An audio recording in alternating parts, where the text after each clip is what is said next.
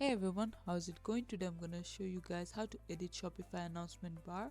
So there is this one app which is called the Easy Announcement Bar. As you can see the pricing, they have a free one which is rich text editor, custom background, and select where you want it to appear. And for the pro plan, you'll see that you can get multiple announcement bars, and it's honestly $3 if you can afford it.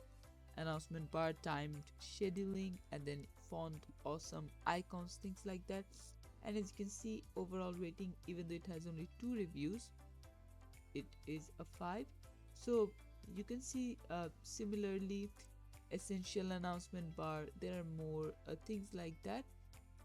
And all you need to do is just go to apps and search for an announcement bar, install it, and then you'll be able to add it onto your theme page easily. And this is how to do it. Thanks for watching. Please leave a like and subscribe for more tutorials like this, and I'll see you guys in the next one.